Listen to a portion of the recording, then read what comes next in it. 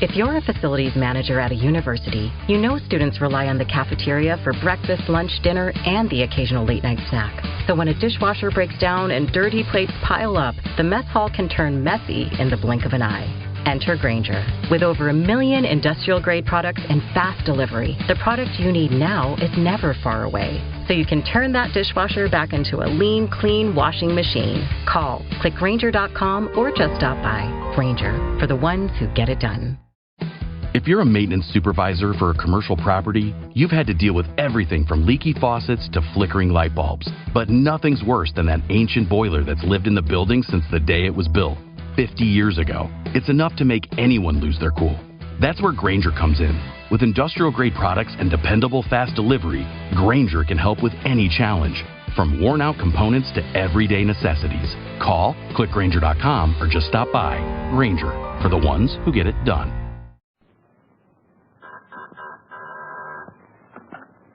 Well, hello. Come right in. Oh, George, we've got company, and they're all in uniform.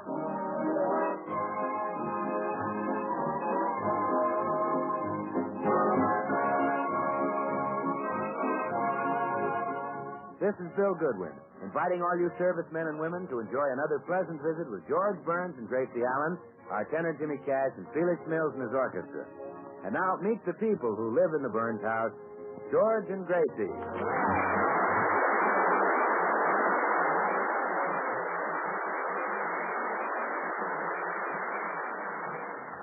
Well, the Burnses have just arrived in Boston to entertain at the United War Fund rally tomorrow night. And we find them now in their hotel room. Well, you know, George, there's one thing about that rally tomorrow night that puzzles me. What's that? Why did they ask you to sing? After all, you're one of the greatest singers in this country. Oh, Gracie. Well, you are. I know, but you shouldn't say it. Besides, they'd probably ask some Boston fella to sing tomorrow night. Some back bay singer. But you'd be twice as good. You not only have a back bay, but a front bay. Well, if they don't want me to sing, it's their loss. Well, it's just a shame. Well, if you sang here, you could put Boston on the map. You might make this town as famous as Worcester. Well, they didn't ask me. Foolish, foolish people. George, open up that fruit-like throat and give Mama a load of what Boston is missing. No one to talk with all by myself. No one to walk with. I'm happy on the chauffeur. Oh, George, when you sing like that, my Bobby socks just go limp.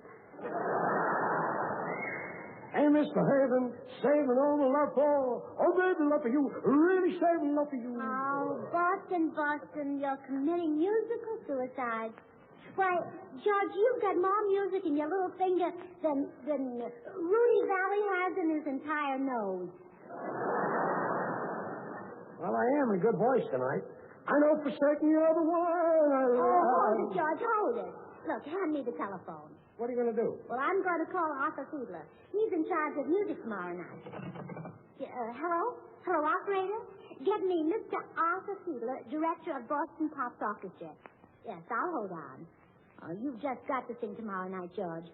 We owe it to the city that gave us Paul Revere and Samuel Adams. I'm surprised you know so much about Boston history. Well, you might not expect me to know about Paul Revere, but everyone knows who invented the atom tax. I thought so. Hello? Oh, yes, Mr. Fiedler. This is Gracie Allen. Mr. Fiedler, do you know I ain't misbehaving? Oh, Mr. Fiedler. What do you say? He said to call him if I got in the mood. I see. No, Mr. Fiedler, I meant, do you have an arrangement of it that my husband, George Burns, could sing off? Yes? Yeah. Oh, all right. George, he wants to hear your voice. Oh, give me the phone. Okay, Mr. Fiedler. Just get a load of this. Like Jackie Horner in the corner, don't go nowhere, and I don't care. Your kisses worth white waiting for. Daddy, daddy, daddy. Well, Mr. Fiedler, how did you like it? Hello? Well, don't you worry, dear. Boston will hear you sing if I have to stop. Come in. Well, hi, Paul. Oh, well, hello, Bill. Oh, good heavens. Someone must be choking that poor man. Gracie, don't you know who that is in the next room? Who? But it's James Melton. Now, that's a trained voice. Well, you ought to be calling trains with it. Why, Gracie, he's giving a concert here in Boston tonight. Oh, we can sing in Boston, but George can't. How do you like that? Boston and I like it fine. We'll see about that. Excuse me, boys. Oh, Mr. Melton will just have to turn his concert over to George tonight. That's all there is to it. Yes? You're James Melton, aren't you? Yes, I am.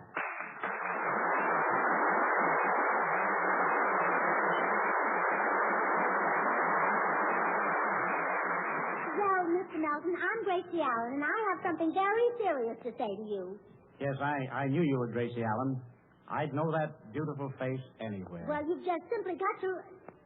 You would? Sure.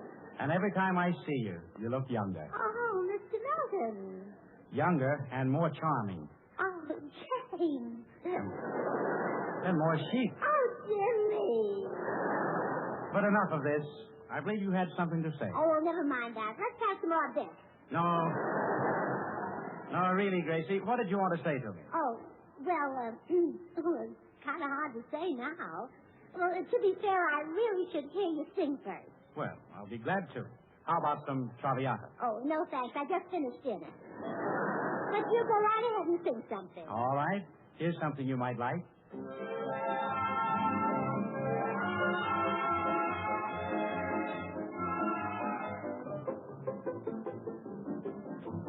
When I see you smile at me, I hear a haunting melody, and I surrender to the tender thrill it brings. A holiday for three, sweet music all around me. Softly as the song begins, I hear a host of violins, and I can only be my lonely heart that sings. A holiday for three, because your love has found me. Through the night, a love song fills the air. I hear it everywhere, so sweetly telling me I'm yours completely. Breathe its life, when you are close to me, there's music, never heard such lovely music. When I see you smile at me, I hear a haunting melody, and I surrender to the tender thrill it brings. A holiday for three, sweet music all around me. When you're gone, it fades away, but when we meet, I hear it play, and from above a song of love comes sweet and clear. Whenever you are near, the angels play a holiday for three. Through the night, a love song fills the air. When angels play a holiday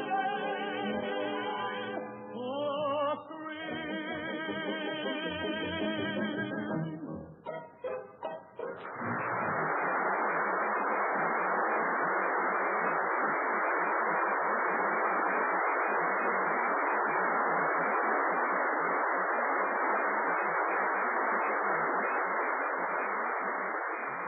Mr. Melton, I came in here to ask you to let my husband George to sing at your concert tonight, but now that I've heard your voice, I can't ask it. It's too ridiculous.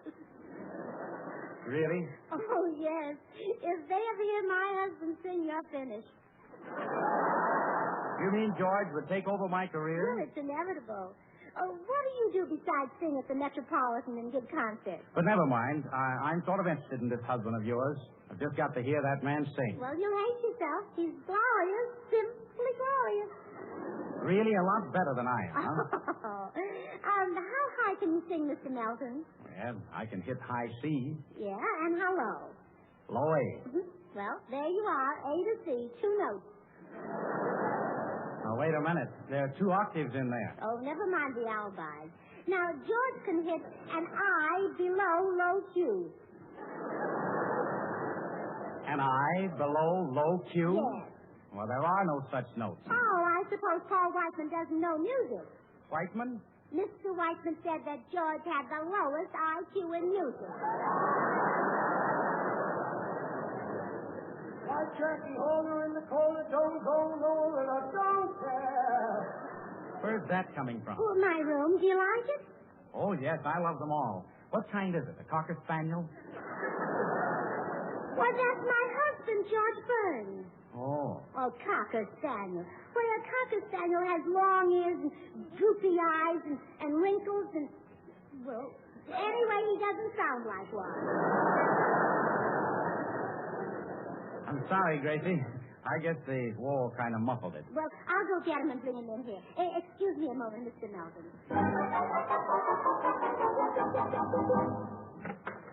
Well, Gracie, did you ask Melton about me singing at his concert? Oh, George, I just didn't have the heart.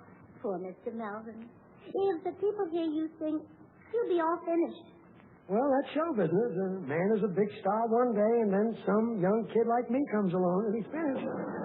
Here, let's keep this discussion sensible, shall we? Well, what are we going to do? Oh, wait, I've got it. What? You and James Melton change places. You take over his singing career, and he'll work with me. You mean you create a new radio team? James Melton and Gracie Allen? Gracie Allen and James Melton, dear. This time I wouldn't be such a big fool. Well, I would like to have my own singing program like Melton's and give concerts and stuff. I guess it wouldn't hurt to try it for a week or so. Oh, good. Let's go see what Mr. Melton thinks of the idea.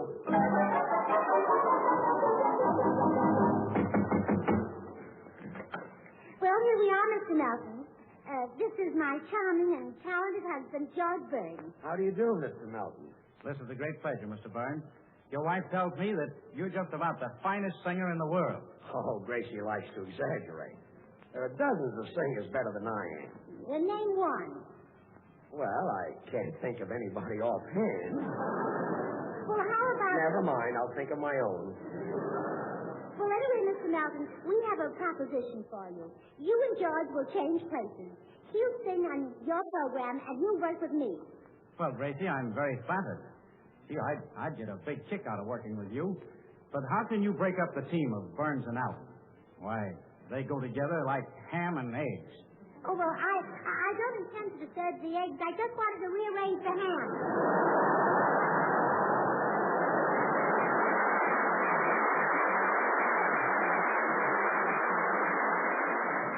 How about it, Jimmy? Well, I don't know. I'd like to ask a few questions. Okay, I'll be glad to answer Oh, them. let me answer them, George. Fire away, Mr. Melton. Well, first of all, what happens to the money you two make? How is it divided? Take it, George. Well, you've come out pretty well on that deal, Jimmy. Any other questions? Yes, just one. Exactly what does George do? The Avengers radio series, a cultural phenomenon in South Africa back in the 1970s. South Africa was a country with no national television service. It wasn't until 1976 that the country would get its first taste of television broadcasts. But before that, radio was the primary medium of entertainment and information for the masses.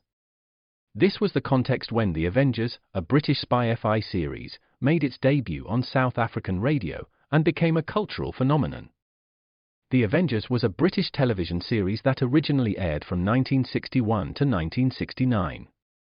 The show revolved around the adventures of John Steed, a suave and sophisticated secret agent, and his various female associates. The series was a unique blend of traditional spy thriller elements with science fiction and fantasy, which set it apart from other shows of its time. While the series was hugely popular in the UK and had also made a significant impact in the American markets, being one of the rare British series given a network transmission slot, it was virtually unknown in South Africa. This was primarily due to the lack of a national television service in the country until 1976. However, as a film series, The Avengers was able to gain some exposure in South Africa through film rentals.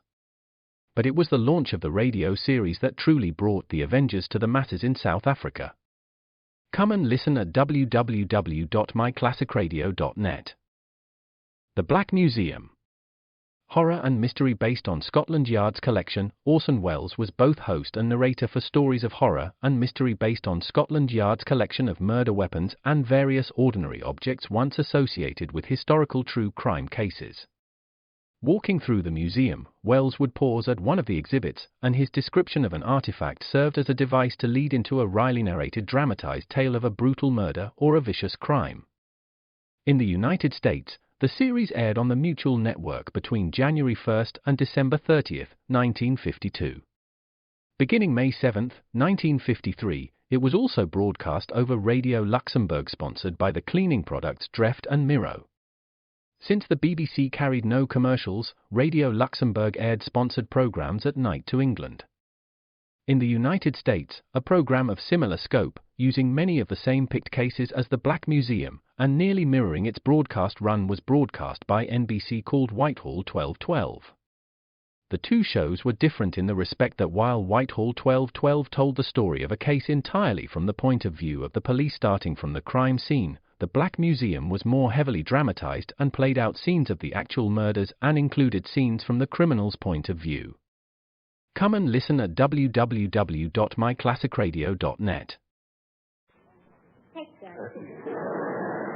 Never mind that. How about it, Jimmy? Are you interested? Yes, I am in a way. But before I turn my singing career over to you, I'd like to hear your voice. Oh, that's right. You haven't heard Judge sing. Oh, he's magnificent. His voice melts people down like a red-hot smelter. Oh, Gracie. Why, when he sang at the canteen the other night, he smelted the entire place. Well, I can't wait to hear him. Well, unleash those twin nightingales in your throat there and start melting. I don't stay out late, don't care to go. I'm home about 8, just me and my radio. Hey, wait a minute. Oh. Wait a minute. I've heard enough. Oh, you're convinced, huh? Well, let's just say that I've heard enough. Mr. Burns, I don't claim to be an authority, but your technique is wrong. You're not using your diaphragm. I'm not? No. No, you should practice breathing. Well, now, that's the silliest thing I ever heard. He's been breathing all his life. Why should he practice? No, but he's not singing properly. He's just using his throat. Well, what do you sing, with your elbow? Well, I sing with my diaphragm and my stomach. And then the notes come out nice and round. Well, how can they miss from that stomach? Gracie. Well, I can't help it, George. You know, I don't like these displays of professional jealousy. Well, he's trying to help me. He may not have my natural talent, but he has studied. Jimmy, how about a little demonstration? All right, George. I'll be glad to give it to you.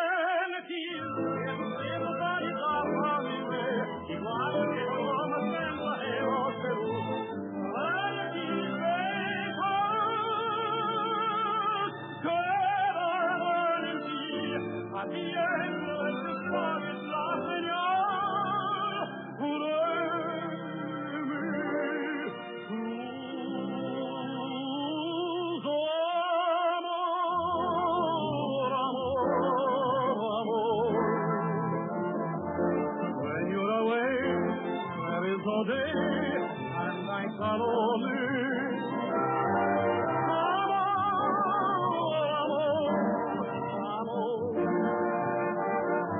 Make life divine, say you'll be mine, and love me only.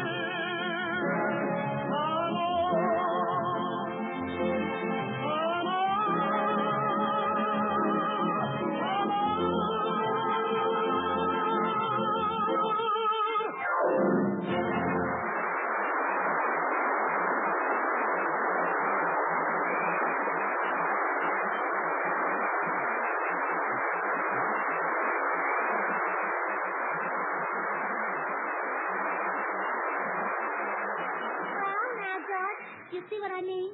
You can sing better than that with one tonsil tied behind you. Well, that's not a bad little voice Jimmy has got.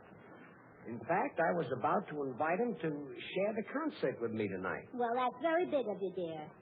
Mr. Melton, isn't George big? Well, he's one of the biggest ones I've ever seen.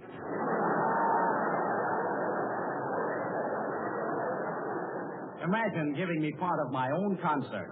Generous, huh? Look, this has gone far enough, folks. I'm doing the concert tonight alone. Alone? Alone. Can't George have half? No. 2 songs? No. 1 song? No. The chorus?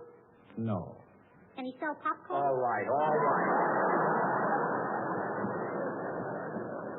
That's enough, dear. No, it isn't. Boston will hear you sing if I have to appeal directly to Governor Saltonstall. Thanks, that's an idea. Where's your telephone, Mr. Melton? Right in that room. But surely you will... Oh, leave everything to me. Goodbye, George. You don't suppose she'll actually call the governor? Come in. Well, Bill Goodwin. Come on in. Well, Jim, I just wanted to get... Hello, George. Hello, Bill. Jimmy, I wanted to ask you for a couple of tickets to your concert tonight. I've got a date with a Boston girl here. Could you spare a couple of balcony seats? Oh, you don't want to sit in the balcony, Bill. Put her up on the front row so she can see how I work. Well, yeah, but in the balcony she can see how I work. How about it?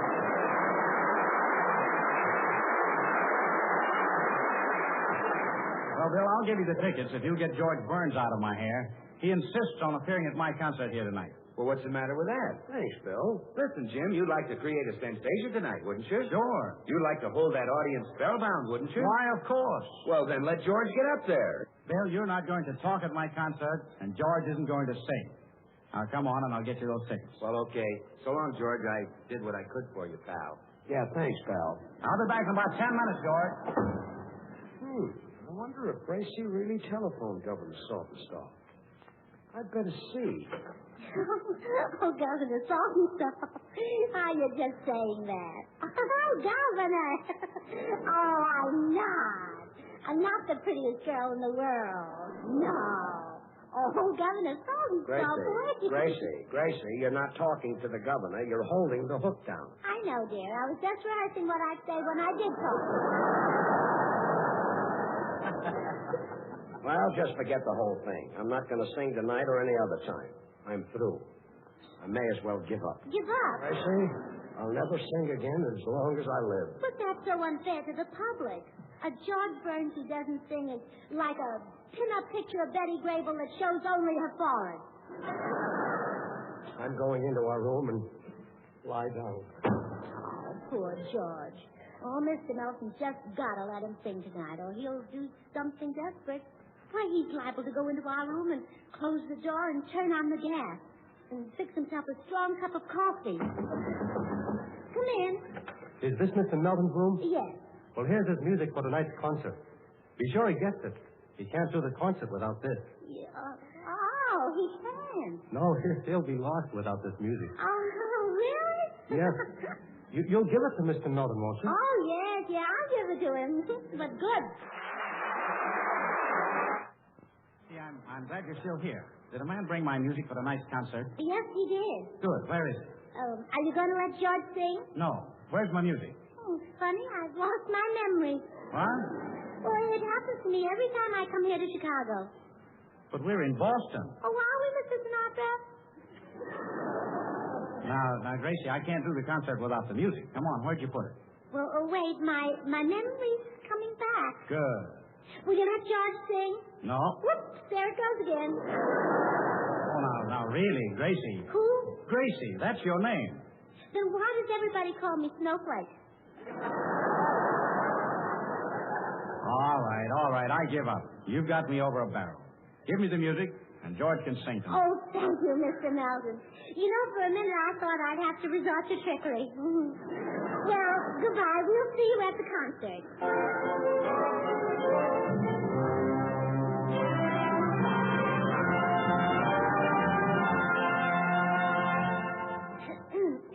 Ladies and gentlemen of Boston, you've been listening to Mr. Melvin sing for 2 hours. And now we come to the musical portion of his concert. A song by the California Thrush, Crosby's Curse, Sugar Throat Burns.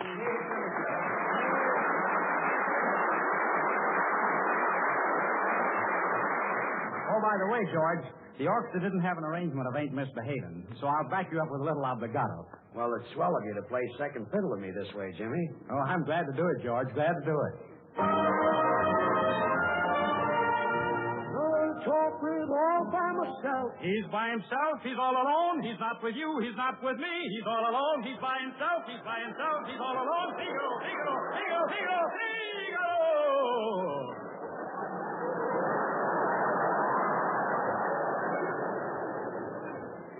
That's an obligato? Oh, excuse me, George. I sort of got carried away. But not far enough. Go right ahead. Go right ahead and sing. No one to talk with all by myself. No one to walk with. I'm happy on the shelf. That man is happy. He's the happiest man. That man is happy. Happy upon whose